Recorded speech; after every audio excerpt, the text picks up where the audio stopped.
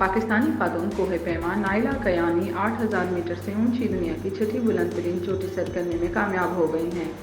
पीर को alpine club की जानिब से जारी बयान में नाइला कयानी को तिब्बत में वाक़या चो ओवियो नामी चोटी सर करने पर मुबारकबाद दी गई है। चो ओवियो चोटी की बुलंदी 8188 मीटर है, जो दुनिया की छठी बुलंद तरीन चोटी है। अल्पाइन क्लब के मुताबिक नाइला कयानी को चो ओहो की चोटी तक पहुँचने में 28 घंटे लगे, जो इंतहाई मुश्किल हालात में इनकी हिम्मत और महारत का सबूत है। नाइला कयानी अब तक 8000 मीटर से बुलंद 10 चोटियाँ सर कर चुकी हैं। रवां साल मई में नाइला कयानी ने माउंट एवरेस्ट सर करने के 48 घंटों में ही दुनिया की चौथी बुलंद तरीन चोटी सर की थी। उन्होंने लाहौर से चोटी सर करने वाली पहली पाकिस्तानी खातून कोह पैमा होने का एजाज अपने नाम किया था। चीन और नेपाल के दरमियान कोह हिमालय में वाक़या लाहौर से चोटी माउंट एवरेस्ट केटू और किंग चिंचका के बाद चौथी बुलंद तरीन चोटी है। नाइला कयानी केटू के अलावा माउंट एवरेस्ट, नागा पर्वत, ग्लेशियर बर्म 1, ग्लेशियर बर्म 2, अन्नापूर्णा, लाहौर, ब्रॉड पैक, मनासलो और अब चोओयो भी सर कर चुकी हैं। उन्होंने अप्रैल में पाकिस्तानी कोह पैमा